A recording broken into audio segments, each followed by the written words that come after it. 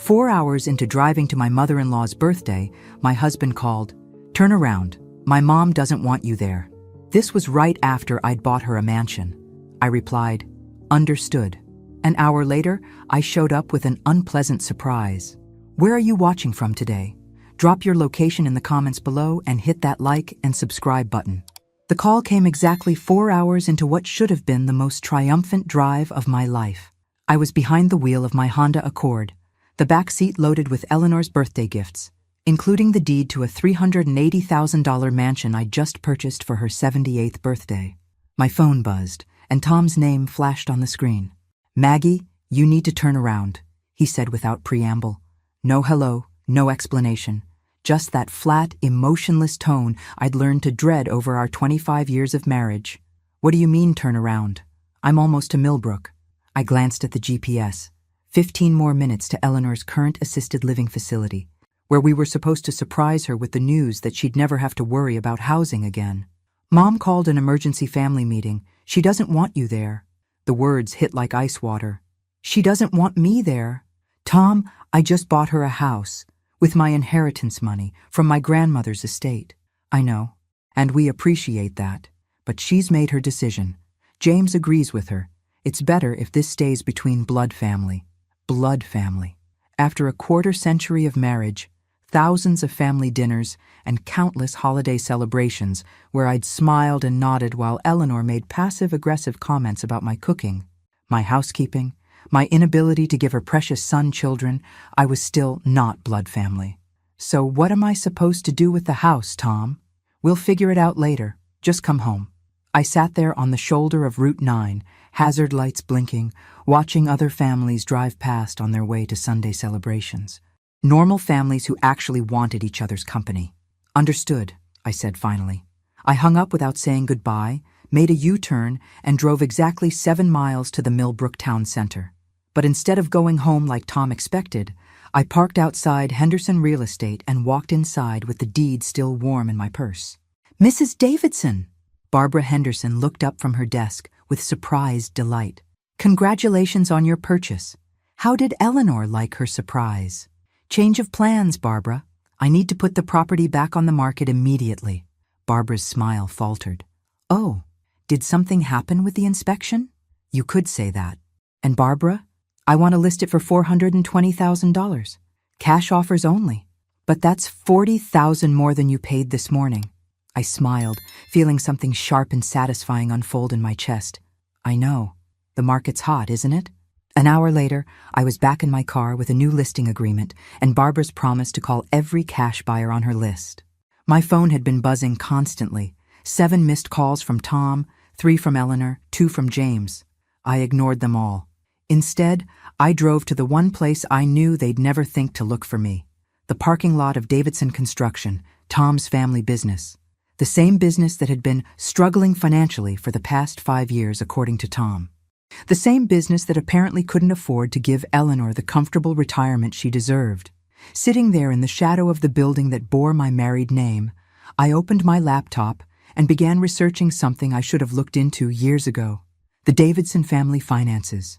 What I found in the first 10 minutes made my hands shake with fury. Davidson Construction wasn't struggling.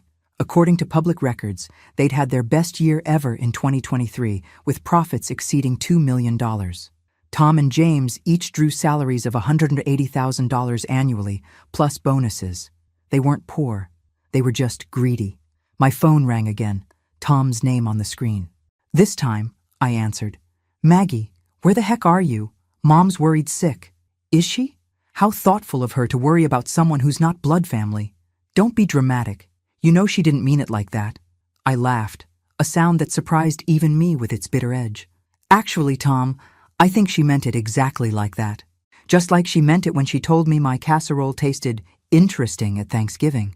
Just like she meant it when she suggested I might be more comfortable staying home from Christmas last year." "Maggie, you're overreacting." "Am I? Well, here's something that might help you understand my reaction. I just listed Eleanor's new house for sale, for $40,000 more than I paid for it." The silence on the other end stretched so long, I thought he'd hung up. "You what?" "You heard me. Effective immediately, Eleanor can stay in assisted living. I'll be keeping my grandmother's inheritance money for myself. Blood family only, right? Maggie, you can't be serious. Mom was just emotional today. Family dynamics are complicated. You're right, Tom. They are complicated, especially when your husband's family has been lying to you about money troubles while pulling down seven-figure profits. Another silence. Longer this time. I don't know what you think you found, but Davidson Construction's annual revenue. Public record, Tom. Amazing what you can discover when you actually bother to look. I hung up and turned off my phone. For the first time in years, I felt completely, blissfully alone. No more pretending Eleanor's barbs didn't hurt. No more swallowing my pride while Tom chose his mother's comfort over his wife's dignity. No more being the family ATM while being treated like the family disappointment. The house would sell quickly in this market. Barbara had already called with 2 interested buyers. By tomorrow evening, I'd have $420,000 in my account, and Eleanor would still be exactly where she'd always preferred me to be, outside the Davidson family circle. But that was just the beginning, because sitting in that parking lot, staring at the building that represented everything the Davidsons had hidden from me, I realized something important. If they'd lied about the business finances, what else had they been lying about? The next morning, I did something I hadn't done in 25 years of marriage. I went through Tom's personal belongings while he was at work. Not because I was looking for evidence of an affair. Tom barely had enough imagination for his current life, let alone a secret one. I was looking for financial documents he'd hidden from his supposedly dramatic, overreacting wife. What I found in his locked filing cabinet, the key was taped under his desk drawer because Tom had the security instincts of a golden retriever, made Eleanor's birthday snub look like gentle teasing. The first folder contained tax returns going back 7 years. Not the simplified versions Tom had always shown me when I asked about our finances, but the complete returns prepared by their accountant. Our accountant, technically, since my name was on them too. According to these documents, we weren't just comfortable, we were wealthy. The construction company had been paying Tom dividends on top of his salary, totaling over $300,000 annually. While I'd been living on the household allowance Tom gave me each month and shopping at discount stores because he insisted we needed to watch our spending, he'd been collecting more money in bonuses alone than most people saw in 3 years. The second folder was even more enlightening. Insurance policies, investment accounts, a trust fund I'd never heard of, and property deeds. Apparently, Tom owned 3 rental properties in addition to our house. Properties that generated $4,500 in monthly rental income that had somehow never been mentioned in our household budget discussions. But the third folder, that was the one that made me sit down hard in Tom's desk chair and pour myself 3 fingers of his expensive whiskey. The whiskey I wasn't supposed to know he kept in his desk because we couldn't afford luxury items. Eleanor wasn't the struggling widow I'd been led to believe. According to the financial documents, she owned her assisted living apartment outright and had a portfolio of investments worth approximately $280,000. Not wealthy, but certainly comfortable enough that she'd never needed my financial help. The woman who'd spent 5 years dropping hints about how expensive her care was becoming, who'd sighed dramatically about the cost of her medications, who'd made me feel guilty for not contributing more to her upkeep, had been perfectly capable of supporting herself. I was still sitting there, staring at Eleanor's financial statements, when my phone rang. Barbara Henderson, calling with the news I'd been expecting. "Maggie, I have wonderful news. We've received 4 cash offers on Eleanor's house, all above asking price. The highest is $415,000, and they want to close within 2 weeks. Accept it," I said without hesitation. "Don't you want to discuss this with your family first?" "Barbara, let me be very clear about something. I purchased that house with my money, from my inheritance, in my name only. My family has made it abundantly clear that I'm not part of their decision-making process. So no, I don't need to discuss anything with anyone." "All right then. I'll draw up the acceptance papers. Congratulations, Maggie. That's a $35,000 profit in less than 24 hours. After hanging up with Barbara, I called our bank and spoke with our financial advisor about separating my assets from our joint accounts. Not all of our money. I wasn't planning to rob Tom blind.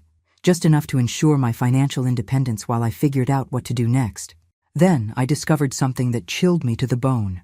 Hidden behind the real estate documents was a business card for Premier Investigations and a receipt dated 6 months ago, right after my grandmother's death made headlines in the local obituaries. The amount, $8,500. For what services, the receipt didn't specify. My hands were shaking as I dialed the number. Premier Investigations. This is Derek. Hello, this is Margaret Davidson. I found your business card among my husband's papers, and I'm wondering what services you provided for him. Mrs. Davidson, I'd need to speak with Mr. Davidson directly before discussing any confidential matters. I understand your policy, but I'm calling because I discovered he hired you to investigate me. I'd like to know what information you provided about my personal finances. The long pause told me everything I needed to know. Ma'am, I can't discuss the details, but I can confirm that we conducted a standard background and financial assessment 6 months ago. 6 months ago. Right after my grandmother passed away and before I received my inheritance. Mrs. Davidson, I really can't. Thank you. That's all I needed to know. I hung up feeling physically sick. Tom hadn't just hidden his own finances from me. He'd hired someone to investigate my financial prospects so he could plan how to access my inheritance money. My phone rang again as I was digesting this betrayal. Tom's name on the screen. This time I answered, Maggie, we need to talk. Can you come home? I am home, Tom. Going through some interesting reading material in your office. I heard him suck in a breath. Maggie, whatever you think you've found, I can explain. Can you? Because I'm looking at tax returns that show you've been earning 4 times what you told me. I'm looking at property deeds for rental houses I didn't know existed. I'm looking at investment accounts worth more than my grandmother's entire estate. It's complicated. It's really not. Tom, you've been controlling our finances while lying to me about our financial situation for years. You even hired a private investigator to research my inheritance prospects before my grandmother was cold in the ground. That wasn't about you. That was about protecting the family's financial future. The audacity was breathtaking. Protecting the family? Tom, you spent $8,500 investigating your own wife like I was a potential criminal. How is that protection? We needed to understand the tax implications. Stop lying. I picked up the investigator's business card. I spoke with Derek at Premier Investigations. He confirmed you hired them for a background and financial assessment right after my grandmother's obituary was published. The silence stretched so long, I thought he'd hung up. Tom, don't do anything rash, Maggie. Come home and let's discuss this rationally. Rationally? Tom, there's nothing rational about discovering your husband has been lying about money while secretly investigating your family's wealth. I'll be out of the house by tonight. Maggie, you're being emotional. We can work this out. I looked around Tom's office, at the evidence of decades of financial deception scattered across his desk. Actually, Tom, I think I'm being logical for the first time in our marriage. I hung up and continued reading through Tom's files. There had to be more. People didn't create this elaborate financial deception and hire private investigators just to avoid honest conversations about money. And in the 4th folder, I found what I was looking for. Bank statements showing regular cash deposits that didn't match any business income I could identify. Payments to something called Griffin Holdings that weren't explained anywhere else in his records. And correspondence with their accountant about maintaining compliance with federal loan requirements during 2020 and 2021. I'd been married to a man who'd been hiding significant income streams while making me feel guilty about every dollar I spent. But as I sat there reading about Tom's financial secrets, I felt something I hadn't experienced since I was 18 years old. The thrill of discovery. He wanted to play games with family money? Perfect. I'd been watching him play for 25 years. Now it was time to show him what I'd learned. 3 days later, I was sitting across from Patricia Wells, the estate attorney who'd handled my grandmother's will. Patricia was a sharp-eyed woman in her 50s who'd built her practice on protecting people from exactly the kind of financial manipulation I'd discovered. So let me understand this correctly, Patricia said, reviewing copies of the Davidson financial documents I'd found. Your husband has been deceiving you about the family's wealth while controlling your access to money through a monthly allowance system. And he hired a private investigator to research your inheritance prospects. That's exactly right. And I want to know what legal protections I have. Patricia smiled grimly. More than you might think. The private investigator alone suggests financial planning that deliberately excluded you from knowledge of marital assets. That's a serious problem in divorce proceedings. She pulled out a legal pad and began taking notes. Tell me about the house purchase. Were you under any coercion or false pretenses when you made that decision? They spent months telling me Eleanor couldn't afford proper housing, that the family business was struggling, and they couldn't help her financially. I was led to believe I was helping an elderly woman in need when she actually has nearly $300,000 in assets. And the purchase was made entirely with your separate inheritance funds? Every penny. I have the bank records to prove it. Patricia nodded approvingly. Good. That makes it easier to pursue restitution if necessary. Now, what outcome are you looking for? Do you want to reconcile with your husband, or are you considering divorce? The question caught me off guard. In all my anger over the financial deception, I hadn't actually considered ending my marriage. But sitting there in Patricia's office, looking at the evidence of how thoroughly my husband had betrayed my trust, I realized something important. I don't want to divorce Tom immediately, I said slowly. I want to give him a chance to come clean and restructure our relationship with complete honesty. But I want legal protection while I find out if he's capable of that. That's a wise approach. What leverage do you have to force that kind of honesty? I thought about the private investigator, about the years of hidden income and assets, about Eleanor's fake financial struggles. I think I have quite a bit of leverage.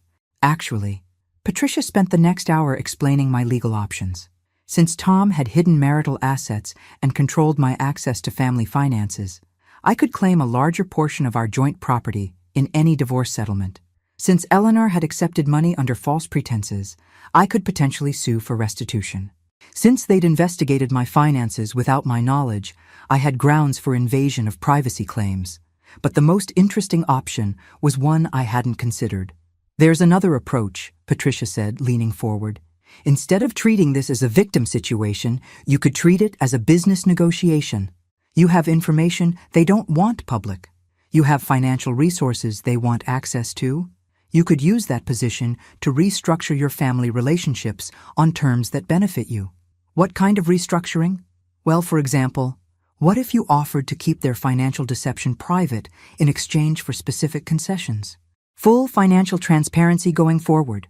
Equal control over major family decisions, a formal apology from Eleanor, and a guarantee of respectful treatment. The idea was intriguing. I could expose them for what I'd learned, or I could use it to finally claim my rightful place in the Davidson family hierarchy. Think about it, Patricia continued. After 25 years of marriage, you know these people. You know their weaknesses, their fears, their pressure points. Instead of walking away from everything you've built, you could use that knowledge to rebuild it on your terms. I left Patricia's office with a thick folder of legal options and a completely new perspective on my situation. I wasn't just an angry wife who'd been deceived. I was a woman with substantial leverage in a family that had underestimated her for decades. My first stop was the public library, where I spent 2 hours researching everything I could find about Davidson Construction's business dealings. What I discovered made their financial deception look minor by comparison. The company had received over $800,000 in pandemic relief loans that had been forgiven under the PPP program. According to the public filings, they'd claimed financial hardship and inability to maintain payroll during 2020 and 2021. But their tax returns for those same years showed record profits and substantial bonus payments to the owners. I wasn't a lawyer, but I'd watched enough news coverage to recognize potential fraud when I saw it. Tom and James had received nearly $1 million in federal disaster relief while simultaneously reporting their most profitable years ever.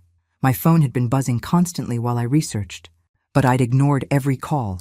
Now, sitting in my car outside the library, I finally listened to my voicemails. Tom, Maggie, please come home. We need to discuss this rationally. Eleanor, Margaret dear, I think there's been a misunderstanding. Tom told me about your little reaction, and I want you to know I forgive you.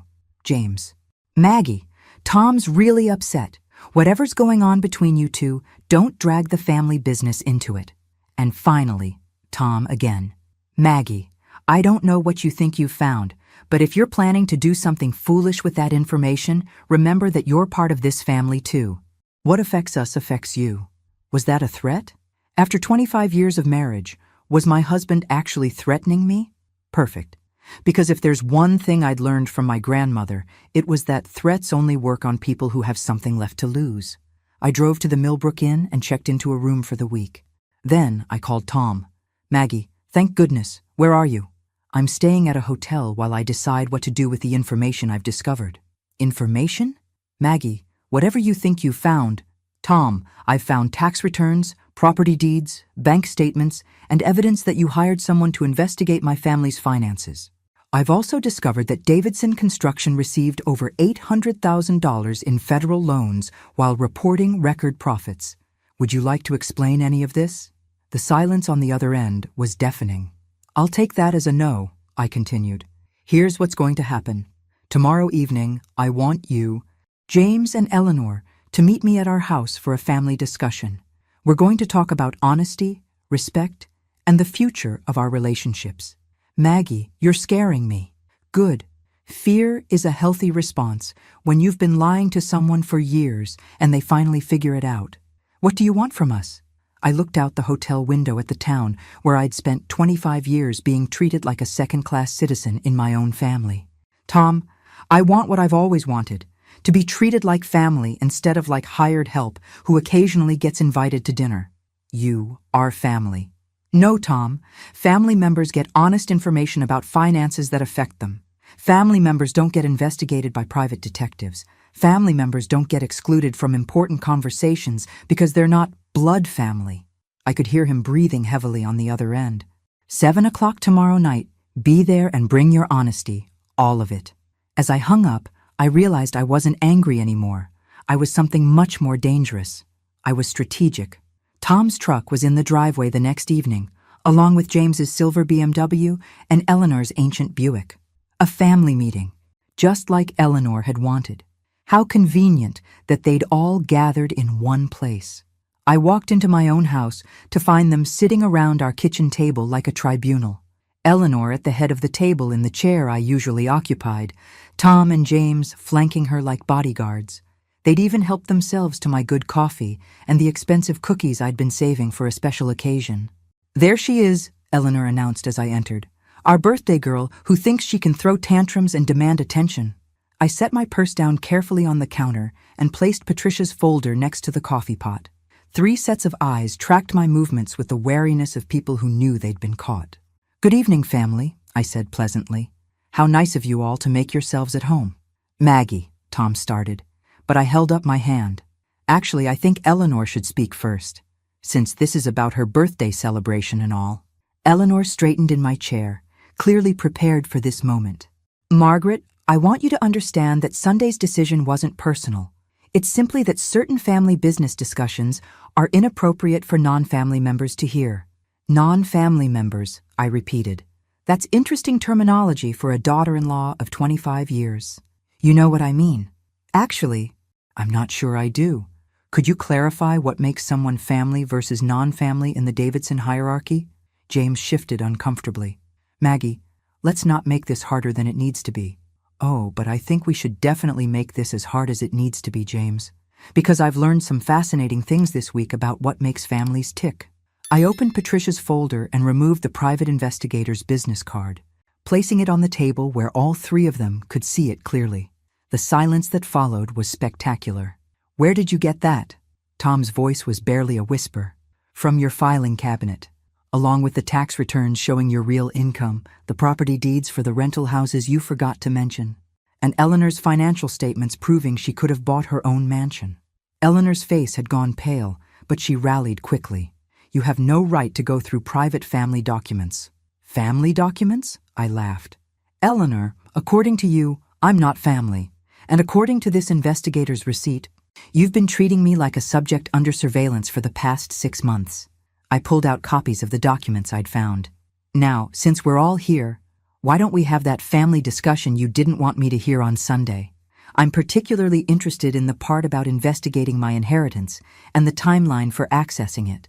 Tom reached for the documents, but I was faster holding them back. Touch my property again, and this conversation ends with a call to the authorities about federal loan fraud. That froze all 3 of them completely. You've been busy this week, James said slowly. Very busy. Did you know that public records are actually public? Amazing what you can learn about a company's finances when you know where to look.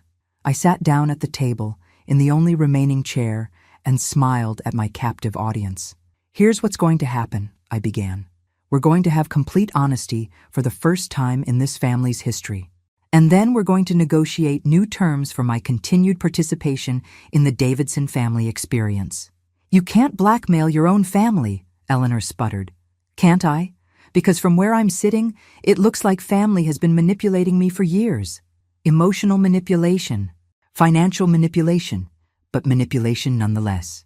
I opened the folder and pulled out the financial summary Patricia had prepared. Let's start with the money, since that seems to be everyone's primary concern.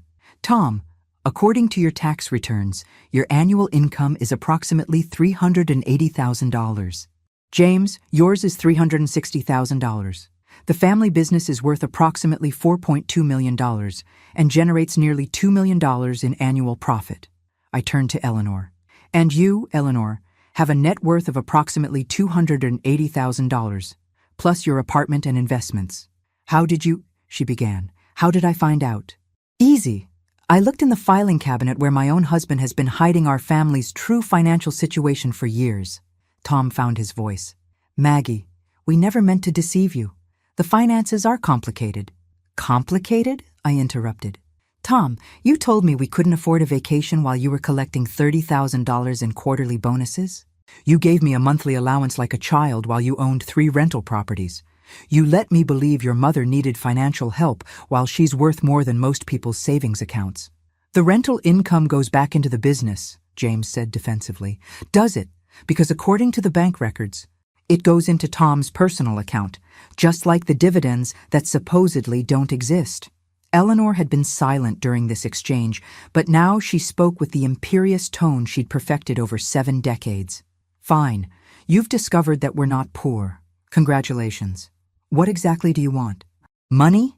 Is that what this is about? What I want, Eleanor, is what I've always wanted. To be treated like family instead of like hired help who occasionally gets invited to dinner. You are family, Tom said weakly. No, Tom. Family members get included in important conversations. Family members get honest information about finances that affect them. Family members don't get investigated by private detectives to assess their exploitation potential. I stood up and walked to the window, looking out at the garden I'd planted and maintained for 25 years in a house I'd been unknowingly helping to pay for. Here's my offer, I said without turning around. Complete financial transparency going forward. Joint control of all marital assets, including the rental properties. Equal voice in family business decisions. And a formal public apology from Eleanor for Sunday's humiliation. And if we refuse? James asked. I turned back to face them, feeling calmer than I had in years.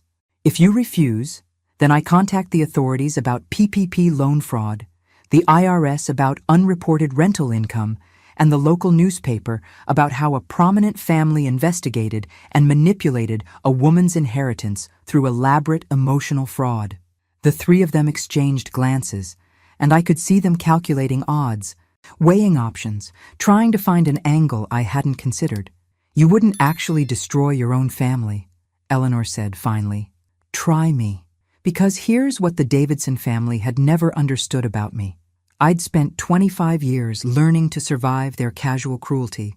I'd developed patience, observation skills, and a very clear understanding of exactly how far people would push boundaries when they thought they could get away with it.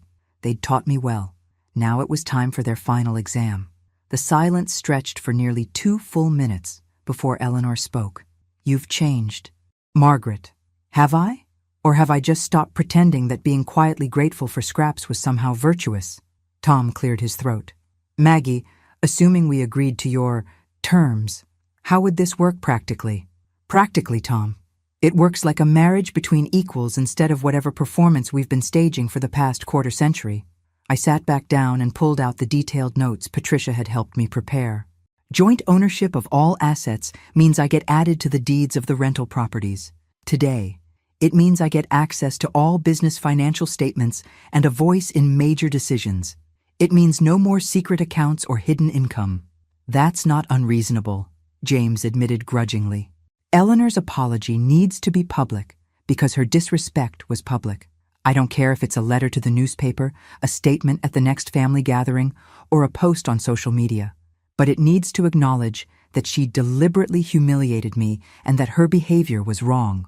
Eleanor's face was turning an interesting shade of purple. I will not be dictated to by your daughter-in-law who just discovered evidence of federal fraud, I interrupted.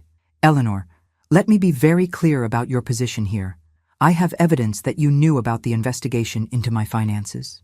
Your son hired a private investigator to research my inheritance prospects. That makes you complicit in financial manipulation. You're bluffing, she said, but her voice lacked conviction. I pulled out a copy of a check Tom had written to Premier Investigations. Am I?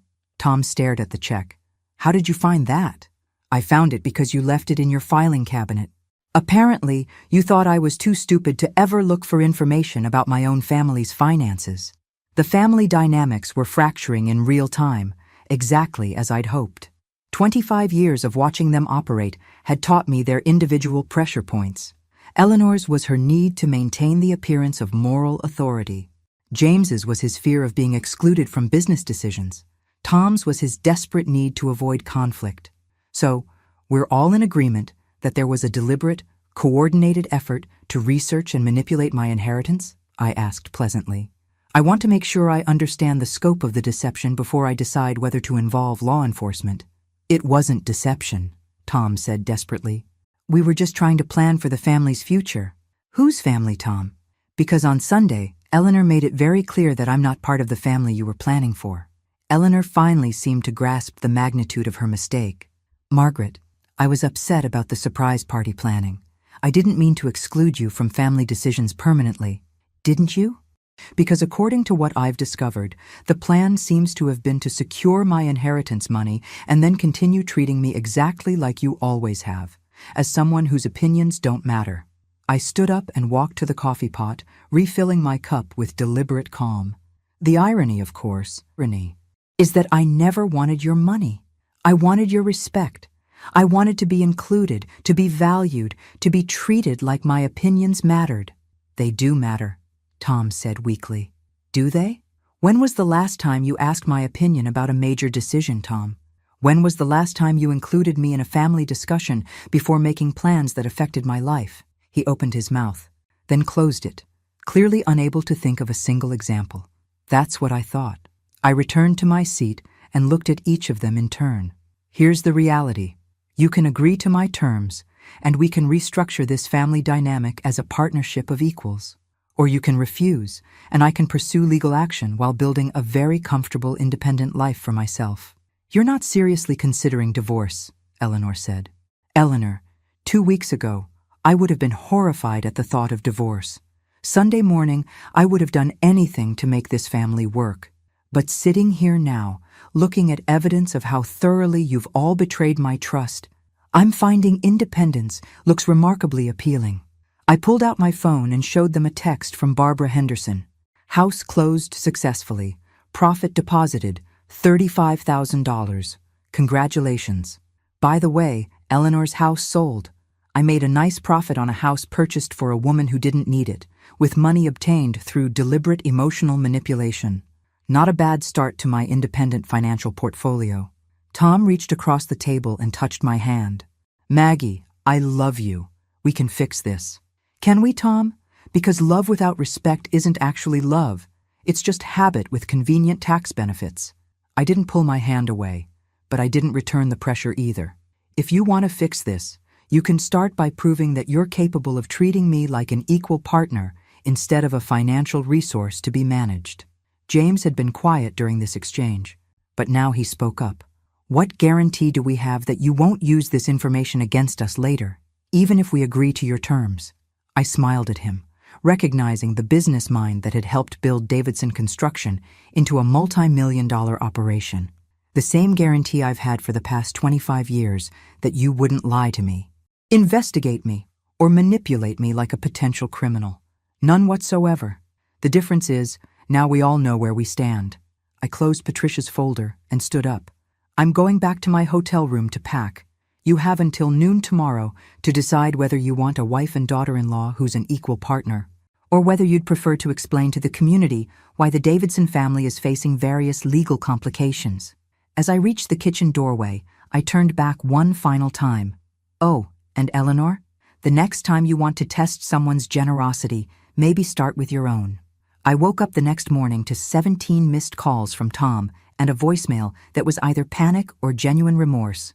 With Tom, it was often hard to tell the difference. Maggie, please don't do anything irreversible. We accept your terms, all of them. Just please come home so we can work this out. I listened to the message twice, analyzing the tone. Desperation, definitely. But whether it was desperation to avoid consequences or desperation to actually change remained to be seen. I called Patricia before I called Tom back. Good morning, Maggie. How did the family meeting go? About as well as expected. They've apparently agreed to my terms, but I want to make sure I have legal protections in place before I agree to anything. Smart thinking. What kind of protections? I want a formal agreement that spells out the financial transparency, the joint ownership transfers, and the decision-making equality. Something legally binding that I can enforce if they backslide. Patricia spent 20 minutes outlining how we could structure a post-nuptial agreement that would protect my interests while giving Tom a chance to rebuild our marriage on honest terms. By 10 o'clock, I had a draft agreement that was fair but firm. By noon, I was back at our house with Patricia, facing Tom, James, Eleanor, and their visibly uncomfortable attorney. Thank you all for coming, I began.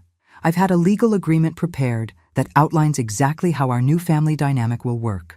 I slid copies across the table. This post-nuptial agreement requires complete financial transparency, joint ownership of all marital assets, and equal decision-making authority in matters that affect our family. It also includes specific penalties for any future deception or manipulation.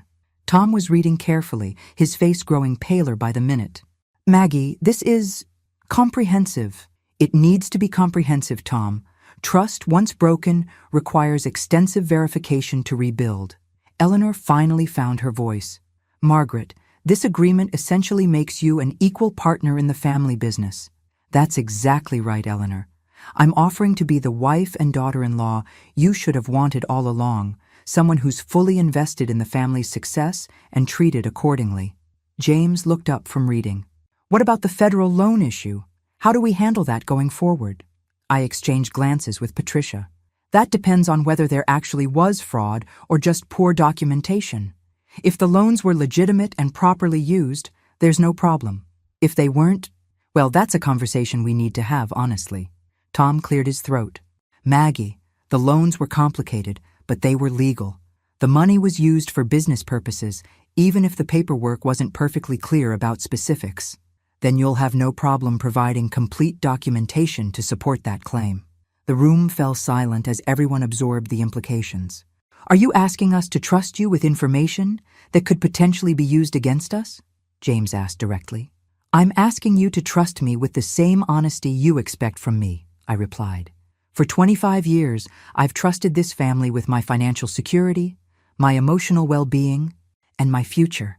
Now I'm asking for the same consideration in return. Eleanor had been studying the agreement with the focused attention of someone looking for loopholes. This apology requirement, what exactly are you expecting? I'm expecting you to acknowledge publicly that you deliberately excluded me from family discussions, that you accepted my financial help under false pretenses, and that your treatment of me was wrong. A simple statement of fact. And if I refuse? I leaned back in my chair, meeting her gaze steadily. Then you prove that you're more committed to protecting your pride than to having an honest relationship with your family. Tom reached across the table and took my hand. Maggie, I know I've made mistakes, serious mistakes, but I want to fix this. I want us to have the marriage we should have had all along. For the first time since this ordeal began, Tom sounded like he actually understood what he'd done wrong. Then sign the agreement, I said simply. Prove that you want partnership instead of control. The next hour was spent reviewing details and answering questions from their attorney. By 3 o'clock, we had a legally binding agreement that gave me everything I'd asked for: financial transparency, equal decision-making authority, joint ownership of all marital assets, and a clear path forward. Eleanor signed her apology letter with obvious reluctance, but she signed it. Tom added my name to all the property deeds that afternoon. James provided complete business financial records and agreed to include me in all major business discussions going forward. That evening, sitting in our kitchen for the first time in over a week, I felt something I hadn't experienced in our marriage before: actual partnership. "Maggie," Tom said quietly as we cleaned up from dinner, "I need you to know that I understand what I did wrong. It wasn't just about hiding money. It was about not seeing you as an equal. What changed your mind?" He was quiet for a long moment, carefully drying the dish in his hands, watching you walk away, realizing that you were serious about building a life without us if we couldn't treat you right. "I spent 25 years thinking you'd always be there no matter what we did. It never occurred to me that you might decide you deserved better. And now? Now I know that I married someone much stronger and smarter than I gave her credit for. And I know that if I want to stay married to you, I need to deserve it every day." It wasn't a perfect ending. Trust, once broken, takes time to rebuild. Eleanor's apology was grudging rather than heartfelt. The business integration had its challenges, as I learned aspects of Davidson construction I'd never been allowed to see, but it was an honest beginning. 6 months later, I was reviewing quarterly financial reports in my new office at Davidson Construction, a real office with my name on the door and actual decision-making authority. The business was thriving under more transparent management, and my suggestions for expansion had already generated over $300,000 in new revenue. Eleanor and I would never be best friends, but we'd developed a respectful working relationship based on clear boundaries and mutual acknowledgement of each other's contributions to the family. Tom and I were learning what it felt like to be married to someone you actually respected. It was different from what we'd had before, less comfortable perhaps, but infinitely more genuine. The most important change wasn't financial or legal, though. It was psychological. I'd learned that demanding respect doesn't make you difficult. It makes you unavailable to people who have no intention of treating you well. I'd learned that sometimes the family you marry into isn't capable of change until they face the real possibility of losing you. And I'd learned that the strongest position you can take in any relationship is being genuinely willing to walk away if your fundamental needs aren't met. These days, when people ask me how I found the courage to stand up to my entire family, I tell them the truth. I didn't find courage. I found clarity. Clarity about what I deserved, what I was willing to accept, and what I was capable of building on my own. The Davidson family had spent 25 years teaching me that I needed them more than they needed me. Turns out we were all wrong about that. But unlike them, I was willing to learn from my mistakes. 2 weeks later, I thought we'd successfully navigated the crisis. The legal agreements were signed, the financial transparency was real, and Tom seemed genuinely committed to treating me as an equal partner. I was actually starting to believe we might build something better from the wreckage of our old dynamic. Then Agent Rebecca Martinez called. "Mrs. Davidson, this is Agent Martinez with the FBI Financial Crimes Unit. We need to speak with you about Davidson Construction's federal loan applications." I was in my new office at Davidson Construction, reviewing vendor contracts when the call came. The words FBI Financial Crimes Unit made my blood go cold. "Agent Martinez, I'm not sure how I can help you." "Ma'am, we're investigating potential PPP loan fraud involving your family's business. We understand you've recently gained access to financial records that were previously hidden from you." My mind raced. "How did you know about that?" "Mrs. Davidson, we'd like to meet with you today if possible. This is a time-sensitive matter." 4 hours later, I was sitting in a conference room at the FBI field office in Springfield with Agent Martinez, Agent David Park, and Patricia Wells. The agents had laid out documents that made my stomach sink. "Mrs. Davidson," Agent Martinez began, "Davidson Construction applied for and received $847,000 in PPP loans in 2020 and 2021. These loans were forgiven based on certifications that the funds were necessary to maintain payroll during economic hardship." She slid a document across the table. "However, their tax returns for those same years show record profits and significant bonus payments to the owners." "That's fraud," I said quietly. Yes, ma'am. Federal fraud, which carries potential prison sentences of up to 20 years per count. Agent Park opened another folder. The investigation began 6 months ago when our automated audit system flagged the discrepancy between reported hardship and actual profits. We've since discovered additional irregularities. He showed me bank records I'd never seen before.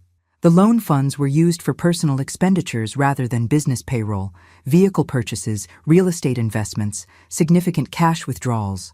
I stared at records showing the purchase of a property in Cape Cod for $480,000, paid for entirely with PPP loan money. I've never heard of this property, I said. It's owned by a shell company registered to Eleanor Davidson.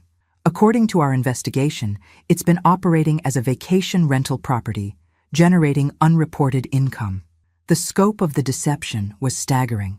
Not only had they hidden their wealth from me, they'd been committing federal crimes to increase it. Agent Martinez leaned forward. Mrs. Davidson, your name appears on some of the loan applications and tax returns. Technically, that makes you a potential co-conspirator. However, the evidence suggests you were deliberately excluded from any charges related to these financial crimes in exchange for your cooperation with our investigation. Agent Park slid an immunity agreement across the table. We need someone with inside access to help us document their criminal activities and recover the stolen funds. I stared at the document, thinking about Tom's promises of honesty and partnership, about Eleanor's grudging apology, about the family dinners we'd been sharing while they sat on evidence of federal crimes. If I cooperate, what happens to them? If convicted, your husband and brother-in-law could face 15 to 20 years in federal prison. Your mother-in-law could face 10 to 15 years. And if I don't cooperate, the investigation continues without your assistance, but you remain a potential target for prosecution based on your name appearing on fraudulent documents. Patricia had been reading through the immunity agreement carefully. Maggie, this is actually an excellent deal. Full immunity, witness protection if needed, and federal assistance with asset recovery. Asset recovery? Agent Martinez nodded. When we seize their assets as proceeds of criminal activity, you'll be entitled to recover any marital property or funds that rightfully belong to you. Given the scope of the fraud, that could be substantial. I thought about the woman I'd been 3 weeks ago, desperate for Eleanor's approval, grateful for whatever scraps of inclusion the Davidson family threw me. That woman would have been horrified at the thought of helping to send her family to federal prison. The woman I'd become was primarily curious about justice being served. Agent Martinez, what exactly would my cooperation involve? We'd like you to continue your normal family interactions while documenting any discussions of the fraudulent loans, the hidden assets, or attempts to conceal evidence. We can provide recording equipment. You want me to spy on my family? Mrs. Davidson, your family has been committing federal crimes while using your name on legal documents without your knowledge. They've made you an unwitting accomplice to fraud that could result in decades in federal prison. I picked up the pen and signed the immunity agreement. When do we start? The recording device was smaller than I'd expected, disguised as a pen that would capture every conversation clearly. 2 days later, I was sitting in our kitchen during what Tom thought was a normal family breakfast, documenting federal crimes in real time. I'm still worried about the Cape Cod property, Eleanor was saying to James. If anyone starts asking questions about Griffin Holdings, Mom, the shell company is clean, James replied. There's no direct connection to Davidson Construction on the paperwork. But the money trail shows legitimate business expenses, Tom interrupted. Real estate investment for corporate retreats. Completely defensible. I buttered my toast calmly while listening to my family discuss how to hide evidence of federal fraud. What about the cash withdrawals? Eleanor pressed. Those look suspicious. Cash bonuses for contract workers, Tom said smoothly. Perfectly normal in construction. Except we never paid cash bonuses to contract workers, James pointed out. Nobody can prove that, Tom replied. Agent Martinez had been right. They were discussing their crimes with casual confidence because they'd never imagined being overheard. The recording would be damning evidence. Tom, I said pleasantly, could you pass the jam? Of course, honey. He handed it over with a smile, completely unaware that he'd just confessed to multiple federal crimes while his wife recorded every word. That afternoon, I met with Agent Martinez to review the recordings. "This is excellent evidence," she said, listening to Tom's explanation of the corporate retreat property. "We have them discussing the shell company, the loan money, and the cover story. This will be very useful in court. How much more evidence do you need? We'd like you to try to get them to discuss the original loan applications, specifically who knew they were making false claims about financial hardship. And then we arrest them. And we arrest, probably within the next week." I drove home thinking about the strange turns my life had taken. A month ago, I'd been fighting for respect in a family that didn't value me. Now, I was helping federal agents build criminal cases against those same family members. That evening, Tom brought up the subject I'd been hoping for. "Maggie, I've been thinking about our conversation with Patricia about complete honesty," he said over dinner. "There are some aspects of the business finances that I should probably explain more fully." "Oh?" "The PPP loans we received during the pandemic. The paperwork was complicated, and we may have been overly optimistic about our needs assessment." Eleanor nearly choked on her wine. "Thomas, we agreed not to." "It's okay, Mom. Maggie's family now.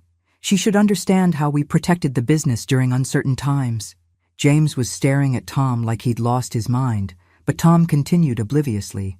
"The truth is, we weren't really in financial difficulty, but the loans were available, and we qualified on paper, so we took advantage of the opportunity." "You lied on the applications?" I asked innocently. "Not lied exactly, just presented our situation in the most favorable light for loan approval." "Tom," James said sharply, "maybe we should discuss this privately." "Why? Maggie's a business partner now. She should understand how these things work." The recording pen was capturing every word of Tom's casual admission to federal fraud. "How did you use the loan money?" I asked. "Smart investments. The Cape Cod property has been generating excellent rental income. Much better return than just keeping the money in payroll accounts." Eleanor was frantically shaking her head at Tom, but he was too focused on impressing me with his business acumen to notice. "Of course, we had to be careful about the documentation, make sure everything looked legitimate for the government auditors." "How did you do that?" "Creative accounting. James set up some shell companies to make the transactions look like standard business expenses." James stood up abruptly. "Tom, this conversation is over." "Why? Maggie's not going to report us to the FBI." Tom laughed at the absurdity of the idea. "No," I said quietly, standing up from the table. "I'm not going to report you to the FBI." I walked to the kitchen window and looked out at the surveillance van parked discreetly down the block. I already did. The silence that followed was deafening. Tom's face went white. "What?" I reached into my purse and pulled out my phone, showing them Agent Martinez's contact information in my recent calls. "The FBI contacted me a week ago about potential PPP loan fraud. They offered me immunity in exchange for cooperation. I accepted." Eleanor stood up slowly, her face a mask of fury. "You betrayed your own family." "Did I? Or did I refuse to go to federal prison for crimes I didn't commit?" Tom was staring at me like I was a stranger. "Maggie, we're your family. How could you do this to us?" "Family?" I laughed, that bitter sound that had become my signature.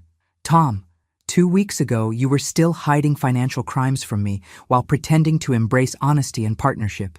Through the window, I could see federal agents getting out of vehicles and approaching the house. You want to know how I could do this? Easy. You taught me that the Davidson family motto is, 'Every person for themselves.' I learned that lesson very well." The front door opened and Agent Martinez entered with several other agents. "Good evening, everyone. Thomas Davidson, James Davidson, Eleanor Davidson. You're under arrest for conspiracy to commit wire fraud, bank fraud, and making false statements to the federal government." As they read Miranda rights to my family, I gathered my purse and headed for the door. Tom called out desperately, "Maggie, this isn't over. We're still married. You can't testify against me." I turned back one final time. "Actually, Tom, I can. Spousal privilege doesn't apply when the spouse is a cooperating witness with immunity." "This will destroy you too," Eleanor hissed as the agents handcuffed her. "Eleanor, I've been destroyed and rebuilt twice in the past month. I'm getting pretty good at it." As I walked out of the house where I'd spent 25 years being undervalued and deceived, I felt something I hadn't expected. Relief. Pure, uncomplicated relief that I would never again have to pretend that people who treated me badly were doing it out of love. 18 months later, I was standing on the deck of my new home, a renovated Victorian house I'd purchased with the proceeds from the asset recovery case. The view overlooked Millbrook Harbor, and on clear mornings like this one, I could see all the way to the islands. Davidson Property Investment had become the most successful small-scale development company in the county. My business partner, Mike Sullivan, the contractor who'd left Davidson Construction after his dispute with Tom, had proven to be everything Tom never was: honest, respectful, and genuinely collaborative. "Morning, Maggie," Mike called from the construction site next door, where we were renovating our third property this year. "Coffee's ready when you are." "Be right there," I called back. The federal cases had concluded 6 months ago. Tom was serving 12 years in federal prison after additional fraud charges were discovered during the investigation. James received 15 years when the FBI uncovered his embezzlement from city contracts. Eleanor, at 78, was serving 6 years in minimum security prison. The Cape Cod property had become my Cape Cod property after the asset forfeiture proceedings. The rental income that had been hidden from the IRS now funded a very comfortable lifestyle and a growing real estate portfolio. But the most satisfying outcome wasn't financial. The most satisfying outcome was discovering that when you stop accepting unacceptable treatment, your life becomes remarkably peaceful. My phone rang as I walked to the construction site. Patricia Wells, calling with the final paperwork from the divorce settlement. "Good morning, Maggie. I have excellent news. The last of Tom's hidden assets have been recovered. After legal fees, you're looking at an additional $400,000. "That's wonderful news, Patricia. There's something else. Tom's attorney has been calling about a possible prison visit. Apparently, he's written you several letters asking for reconciliation when he's released." I poured myself coffee from Mike's thermos and looked out at the harbor where fishing boats were heading out for the day. "Send the letters back unopened, Patricia. Same as always." "Are you sure? 12 years is a long time. People can change." I thought about that for a moment. "Patricia, people can change, but they have to want to change for the right reasons. Tom doesn't want to change because he realizes he treated me badly. He wants to change because he's facing the consequences of treating me badly. That's a fair distinction. Besides, I'm too busy building the life I actually want to waste time rebuilding relationships with people who spent decades proving they didn't value what they had." After hanging up with Patricia, I walked over to where Mike was reviewing the renovation plans for our current project. "How's the timeline looking?" I asked. "Right on schedule. We should have this one ready for market in 6 weeks. I've got 3 potential buyers already interested based on the photos alone." Mike and I had discovered we made an excellent team. He brought construction expertise and project management skills. I brought financial acumen and an eye for properties with hidden potential. Our partnership was profitable, efficient, and built on complete mutual respect. "Mike, can I ask you something?" "Sure.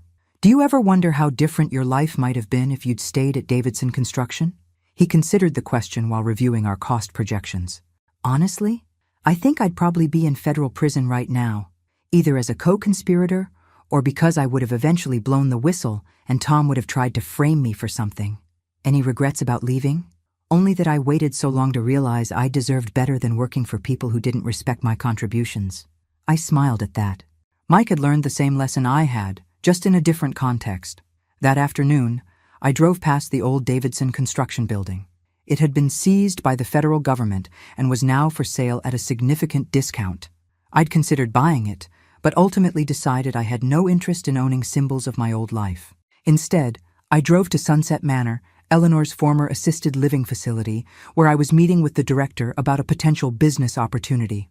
"Mrs. Davidson, or should I say Ms. Thompson?" Helen Morrison smiled as I entered her office. I'd legally reverted to my maiden name after the divorce. "Ms. Thompson is perfect.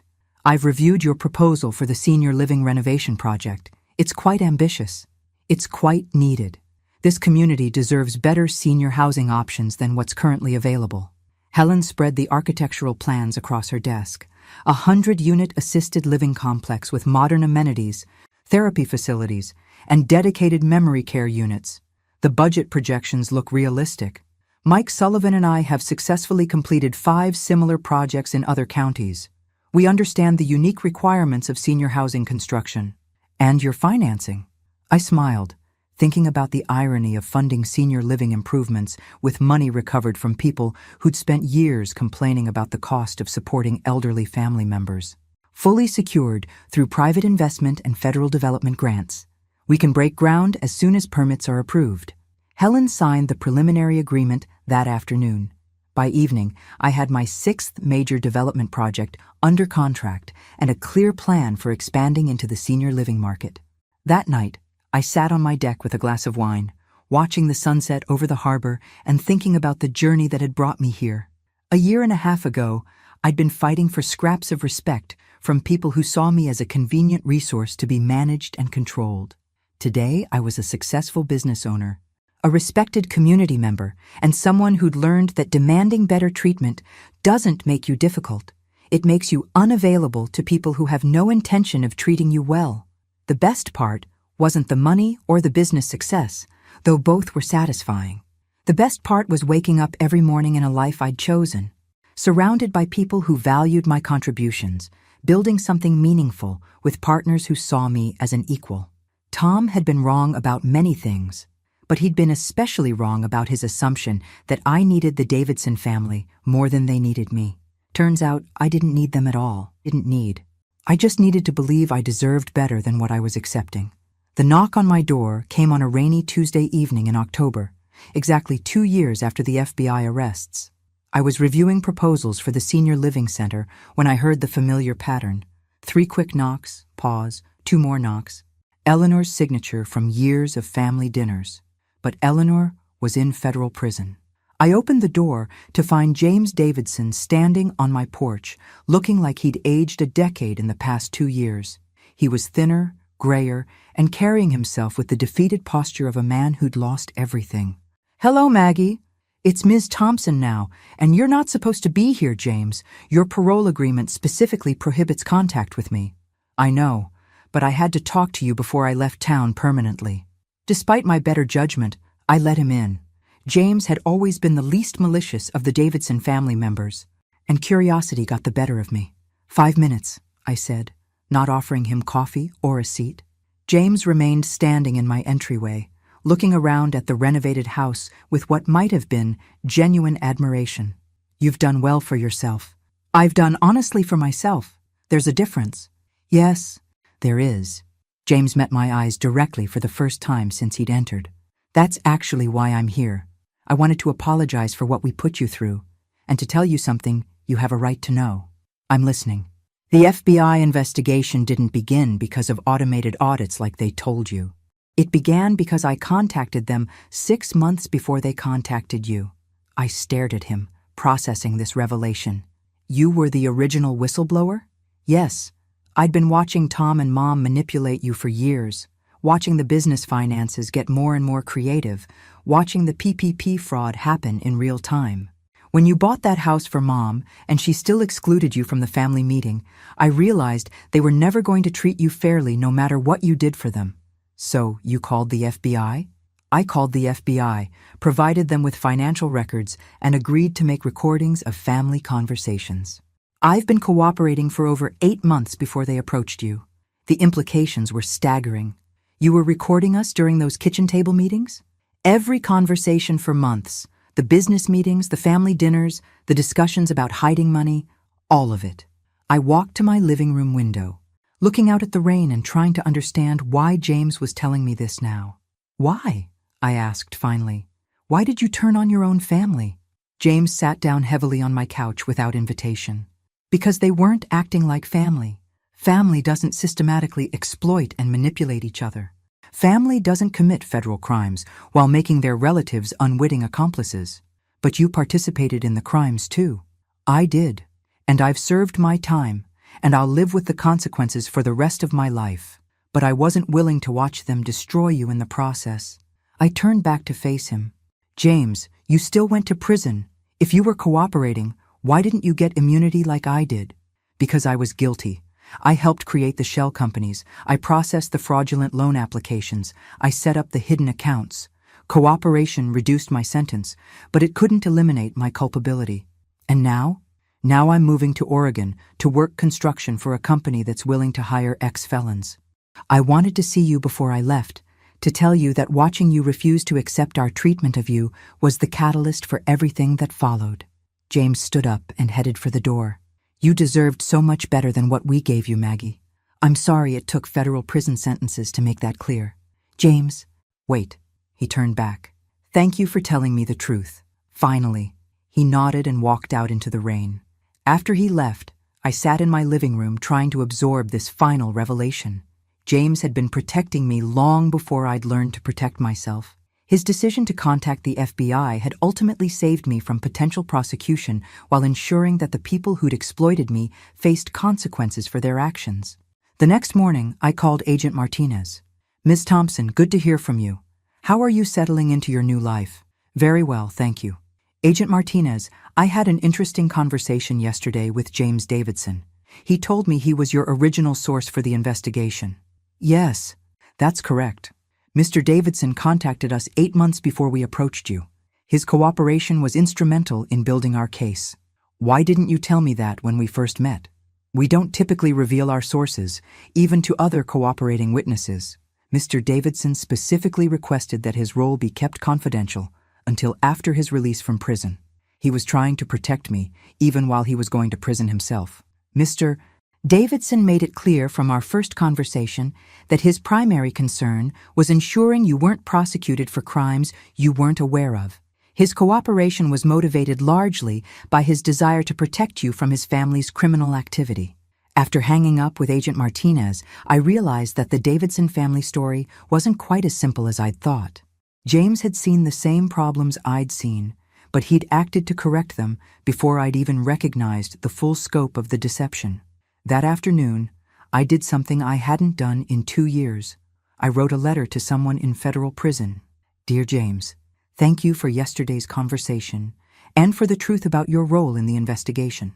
I understand now that you were protecting me long before I learned to protect myself. I want you to know that your decision to cooperate with the FBI was the right choice, regardless of the personal cost. Sometimes doing the right thing means accepting responsibility for your mistakes while ensuring that others don't continue to be harmed. I hope your new life in Oregon brings you the peace and honest relationships that none of us had in the Davidson family dynamic. Your former sister-in-law, Margaret Thompson. I mailed the letter that evening, along with a small check to help him get established in his new life. The Davidson family had taught me many lessons over the years. But the final lesson came from the family member I'd least expected, that redemption is possible when someone chooses to protect others instead of protecting themselves. James had gone to federal prison, lost his business, and destroyed his financial future to ensure that I wouldn't be destroyed along with the rest of them. It was the most generous thing anyone in the Davidson family had ever done for me, and it had taken federal criminal charges to make it happen. 5 years after that rainy October evening, I was standing in the lobby of the Thompson Senior Living Center, watching workers install a dedication plaque that read, "Dedicated to building communities where every person is valued and respected." The 100-unit facility had been operating at full capacity for 18 months and had already received recognition as a model for senior care in rural communities. But that morning brought a surprise visitor that forced me to confront the final chapter of my Davidson family story. The woman who approached me was elegant, silver-haired, and moving slowly with the aid of a walker. It took me several moments to recognize Eleanor Davidson, aged by federal prison and diminished by the consequences of her choices. "Margaret," she said quietly, "or I suppose it's Ms. Thompson now." "Eleanor, you're not supposed to be here. Your parole restrictions include avoiding contact with prosecution witnesses." "Yes, but I'm dying, Margaret. Pancreatic cancer, stage 4. The doctors give me 2 months, perhaps 3. I looked at the woman who had spent 25 years making me feel unwelcome in my own family, now reduced to seeking me out for what was clearly a final conversation. "What do you want, Eleanor?" "I want to apologize. Really apologize. Not the grudging letter I wrote as part of the legal settlement. I want to tell you that you were right about everything." Eleanor moved slowly to one of the comfortable chairs in the lobby, and after a moment's hesitation, I sat across from her. The financial manipulation, the emotional cruelty, the deliberate exclusion from family decisions, all of it was wrong. We treated you like an outsider while expecting you to finance our lifestyle.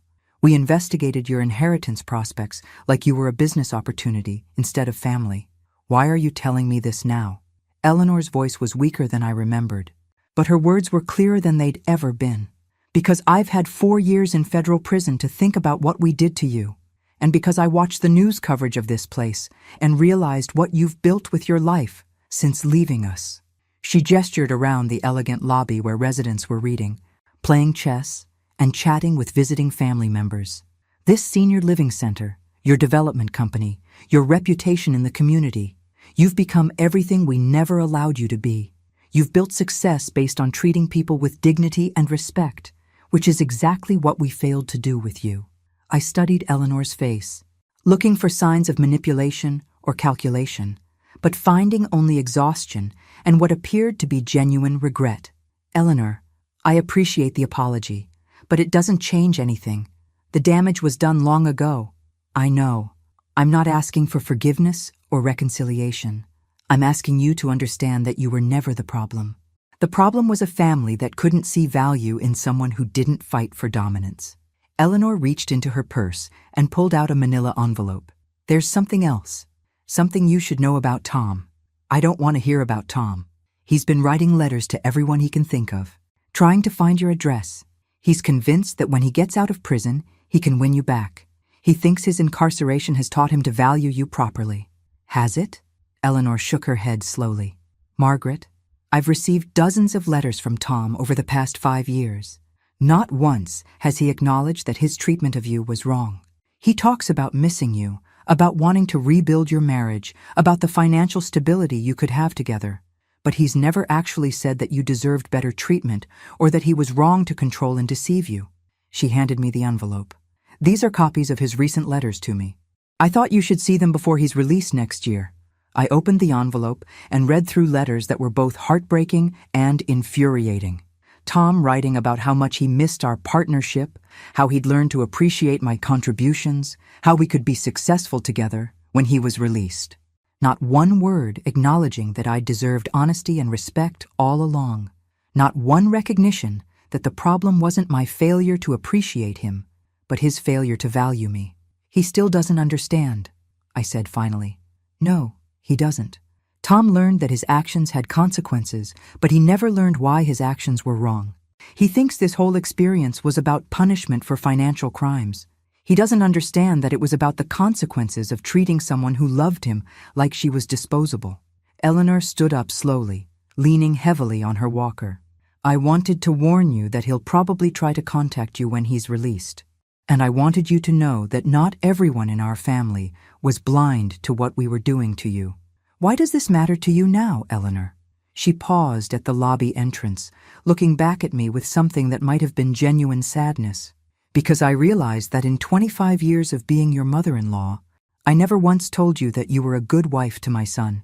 You were patient, generous, supportive, and loyal.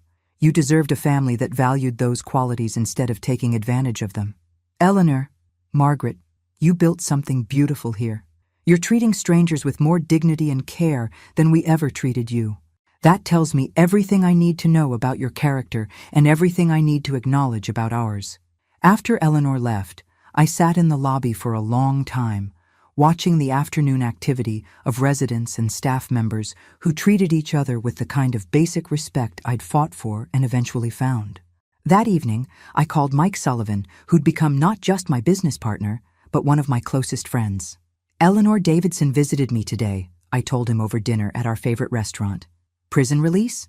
Terminal cancer. She wanted to apologize and warn me that Tom will be contacting me when he gets out next year." Mike considered this while finishing his salmon. "Are you worried about that?" "Not worried exactly, but curious about how I'll respond. 5 years ago, I might have been tempted to see if he'd actually changed. And now? I thought about the life I'd built, the business I'd created, the relationships I'd developed based on mutual respect and honest communication. Now I know that change requires more than just learning from consequences. It requires understanding why your behavior was wrong in the first place. Tom learned that lying and manipulation have legal penalties, but he never learned that I deserved truth and respect from the beginning. So what will you do when he contacts you? The same thing I did with his letters from prison. Send them back unopened. No curiosity about what he has to say? I smiled, thinking about the woman I'd been 10 years ago who would have been desperate to hear any acknowledgement from Tom, even a flawed one. Mike, I spent 25 years trying to earn respect from people who weren't capable of giving it. I'm not spending my 60s trying to teach respect to people who still don't understand why it matters. 2 months later, I received notification that Eleanor Davidson had died in hospice care. She'd left a small bequest to the Senior Living Center in recognition of excellence in treating people with dignity. I used the money to establish a scholarship fund for women over 50 who wanted to start their own businesses. Eleanor's final gift wasn't forgiveness or reconciliation. It was recognition that the life I'd built after leaving her family was exactly the life I'd deserved all along. 6 months after that, Tom Davidson was released from federal prison. True to Eleanor's warning, he began attempting to contact me immediately. Letters sent to my old address and forwarded to my new one. Phone calls to Davidson Property Investment that my assistant intercepted. Even an attempt to visit the Senior Living Center that was blocked by security. Each letter and message was returned unopened, exactly as I'd promised myself. Because I'd learned the most important lesson of my adult life. You can't love someone into respecting you, and you can't explain your worth to people who are determined not to see it. The Davidson family had spent 25 years teaching me that I was convenient, but not valuable, useful but not respected, needed, but not cherished. It had taken FBI investigations and federal prison sentences for me to understand that their assessment of my worth said nothing about my actual value and everything about their character. These days, I wake up every morning in a life built on honest relationships, successful partnerships, and genuine mutual respect. I'm surrounded by people who value my contributions, appreciate my thoughts, and treat me like the equal partner I'd always wanted to be. And when people ask me how I found the courage to walk away from everything familiar to build something better, I tell them the truth. I didn't find courage. I found clarity. Clarity about what I deserved, what I was willing to accept, and what I was capable of building when I stopped trying to make other people see my worth. The Davidson family taught me that respect can't be demanded from people who are determined not to give it. But they also taught me that respect can be found with people who understand its value. I chose to spend my time with the people who already understood, and that choice made all the difference. The story we tell is fictional, but it is inspired by real events. The names and places have been changed to protect the identities of those involved. We don't tell this to judge, but in the hope that someone will listen and stop to think how many people are suffering in silence within their own families. Thanks for listening. Don't forget to subscribe and feel free to share your story in the comments. Your voice matters.